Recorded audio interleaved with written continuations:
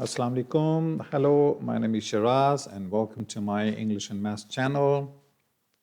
आज हम ninth class के इंग्लिश बुक का यूनिट नंबर 12 करेंगे और इसका पार्ट ए और पार्ट बी पहले ही रिकॉर्ड हो चुके हैं, जिसमें हमने पैराग्राफ नंबर 1, 2, 3, 4, 5, 6, 7, 8, 9 तक हमने किया था। ठीक है, बाकी के आज हम इंशाल्लाह ख़त्म करेंगे और ये पार्ट सी है आपका। So let's have a look. How was it possible. अच्छा, इससे पहले क्या हो रहा था, मैं आपको बताता चलूँ कि इससे पहले पैराग्राफ में क्या था कि उसने अपनी सहेली से पूछा, जो कि जंगल में काफ़ी लंबी चहलकदमी करके वापस आई थी, कि भी तुमने क्या देखा जंगल में। और उसने कहा कि वो ख़ास नहीं देखा, मैंने कुछ भी नहीं देखा। तो उसके बारे में आगे ये बात करें, how how was it possible, कैसे हो सकता है। आई आस्क्ड माई सेल्फ, उसको नहीं मैंने पूछा, सहेली को नहीं पूछा, अपने आप से पूछा। मैंने अपने आप से पूछा, to walk for an hour in the woods, कि जंगल में आप 1 घंटा चलें, चहलकदमी करें, एंड सी नथिंग, और कुछ भी ना देखें, वर्दी ऑफ नोट, जो कि तवज्जो के काबिल हो। ठीक है, मैंने अपने आप से पूछा कि ये कैसे मुमकिन हो सकता है कि आप जंगल में 1 घंटा चहलकदमी करें और उसमें आप तवज्जो के काबिल या कोई काबिल ज़िक्र चीज़ ना देखें, कैसे हो सकता है।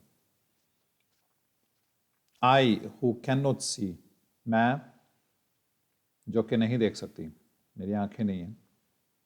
Find hundreds of things to interest me through mere touch, find hundreds of things, मैं जो कि नहीं देख सकती, मेरे पास सैकड़ों चीज़ें हैं, टू इंटरेस्ट मी, जो कि जिनमें मैं दिलचस्पी लेती हूँ, थ्रू मियर टच, किस तरह से, देख के नहीं, सिर्फ छू के।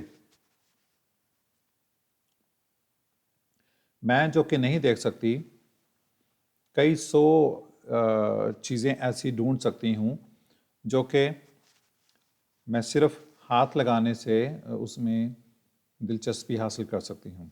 ठीक है, दोबारा इसका बामुहावरा करते हैं। मैं जिसको नज़र नहीं आता, ऐसी सैकड़ों चीज़ें ढूंढ सकती हूँ जिनको मैं सिर्फ हाथ लगाने से ही जिनमें मैं सिर्फ हाथ लगाने से ही दिलचस्पी ढूंढ सकती हूँ, दिलचस्पी हासिल कर सकती हूँ। I feel the delicate symmetry of a leaf, delicate नाजुक, और सिमिट्री, सिमिट्री ये होता है कि एक चीज़ आपके पास है जो कि आपको दाएं और बाएं सेम नज़र आती है। ठीक है, मैथ्स में होता है ऐसे कि दाएं तरफ और बाएं तरफ सेम चीज़ नज़र आती है, या ऊपर या नीचे सेम चीज़ नज़र आती है, जैसे आप एक आईने में देख रहे हो। ठीक है, इसमें हम इसका तर्जुमा करेंगे, बनावट में तनासुब, एक तनासुब होता है। ठीक है, जिस तरह से पत्ते के अंदर राइट साइड पे और लेफ़्ट साइड पे तकरीबन एक ही सिमत में उसकी जो रगें होती हैं वो जा रही होती हैं, जो लाइनें होती हैं ना उसमें वो जा रही होती हैं। मैं एक पत्ते की नाजुक बनावट में तनासुब महसूस कर सकती हूँ।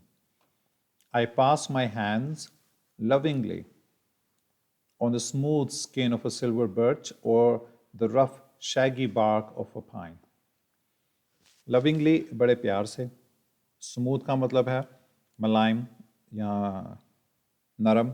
ठीक है, स्किन जिल्द, और सिल्वर जो चांदी की जैसे होती है, और बर्च जो है वो एक दरख्त का नाम है, इसको हम बर्च ही करेंगे। और द रफ, एक तरफ उसने मलाइम का जिक्र किया और यहाँ पर खुरदरी का उसने जिक्र किया है। शैगी, जिसके छोटे छोटे मोटे मोटे से छोटे छोटे से बाल होते हैं।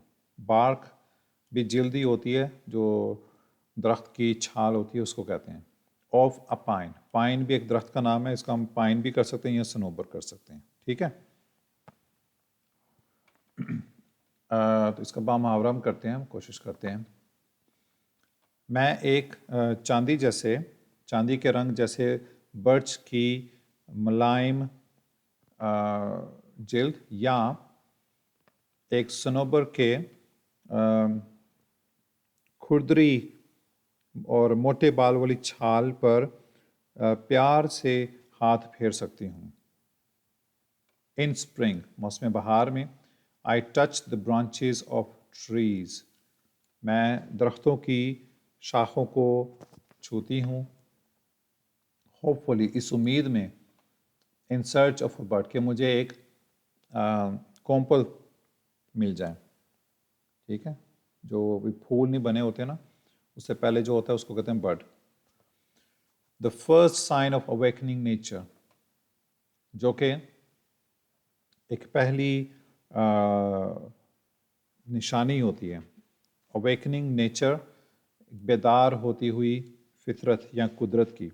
आफ्टर हर विंटर्स स्लीप, उसकी मौसम सरमा की नींद के बाद। ठीक है, अब ये देखें कितना खूबसूरत फिक्रा है उसने लिखा है। मौसम सरमा के बाद आता है मौसम बहार। ठीक है, और मौसम बहार कब आता है? जब एक शाख के अंदर फूल खिलना शुरू होते हैं। ठीक है, और जो खिलते हैं उसको कहते हैं कोम्पल। जो कोम्पल होती है फिर फूल बनता है। तो मौसम सरमा में सो रहे होते हैं सब। ठीक है, नेचर जो है ना वो सो रही है, और फिर वो नेचर जागती है स्प्रिंग के अंदर। अब ये कुछ भी देख नहीं सकती, आंखों से देख नहीं सकती, लेकिन हाथ से महसूस कर सकती हैं। और ये जो देखते हैं उनके जहनों गुमान में कभी इस तरह का ख्याल भी नहीं आएगा कि विंटर ऐसे सो रहा है और उसमें से एक जो है ना वो विंटर के बाद नेचर जाग रही है और अब स्प्रिंग आ गया। स्प्रिंग कैसे आया कि एक फूल जो है ना वो खिलना शुरू हो गए हैं। तो इतना वो डीपली महसूस कर सकती है और फितरत को देख सकती है, और उसकी आंखें भी नहीं हैं। कमाल की बात है कि नहीं है भाई? ठीक है, आप देखें, आप भी इसकी आंखों से देखना शुरू कर देंगे। आप जिसकी आंखें नहीं है उसकी आंखों के ज़रिए से आप देखना शुरू करें। कमाल की बात है। अच्छा, सॉरी, मैं फिर दोबारा से जज्बात की रो में बह गया हूँ। वापस आते हैं। मौसम बहार में मैं दरख्तों की शाखों को इस उम्मीद के साथ छूती हूँ कि मुझे एक कोम्पल मिल जाए, जो कि मौसम सरमा की नींद के बाद फितरत के बेदार होने की पहली निशानी है। आई फील द डिलाइटफुल का मतलब है मुसरत भरी, खुशगवार। वेलवेटी, मखमली, टेक्सचर, बनावट ऑफ अ फ्लावर। मैं एक फूल की मखमली बनावट को बड़ी खुशी के साथ मुसरत भर अंदाज में महसूस करती हूँ। एंड डिस्कवर, और दरियाफ्त करती हूँ और देखती हूँ, इट्स रिमार्केबल कन्वुलेशंस। रिमार्केबल, बहुत ही शानदार, गैर मामूली। कन्वुलेशंस का मतलब उसके जो कर्व्स होती हैं उसको हम कहते हैं। फूलों की जो कर्व्स होती हैं उसको हम उर्दू में कहेंगे पेचो खम। ठीक है, जो ट्विस्ट से होते हैं उसके अंदर, और बड़े ही वो शानदार होते हैं।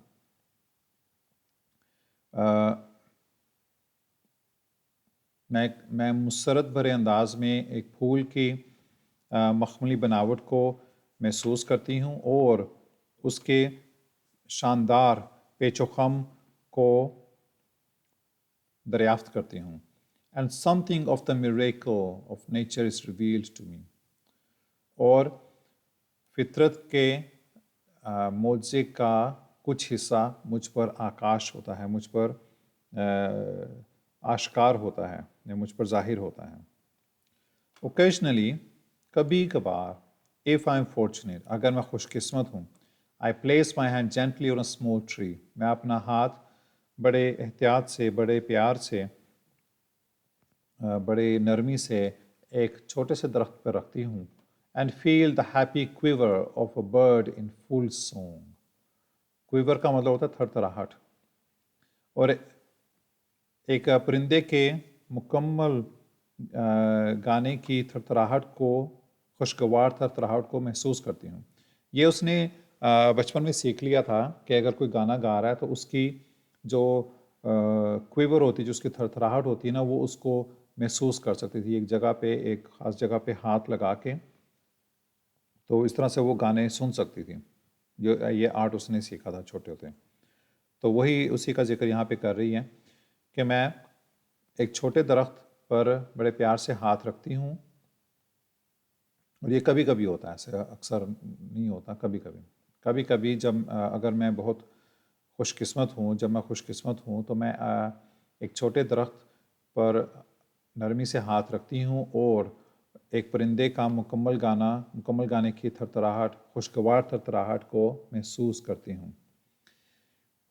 I'm delighted to have the cool waters of a brook rush through my open fingers. I'm delighted, मैं बहुत खुश होती हूँ। क्यों होती हूँ?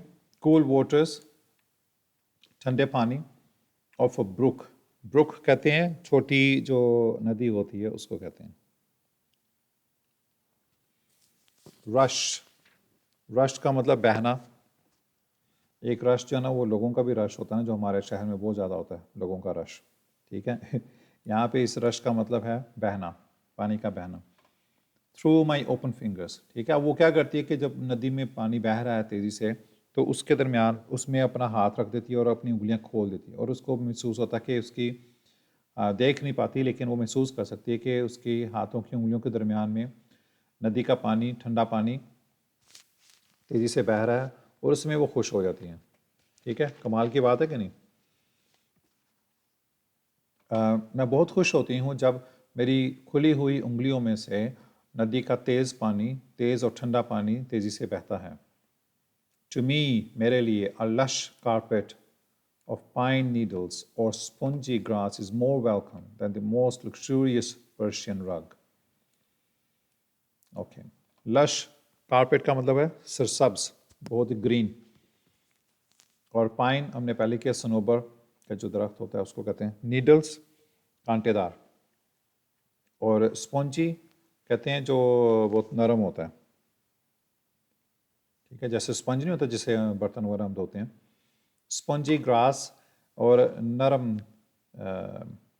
घास इज़ मोर वेलकम, मेरे लिए ज़्यादा खुशाइंद है, मुझे ज़्यादा अच्छी लगती हैं। किससे?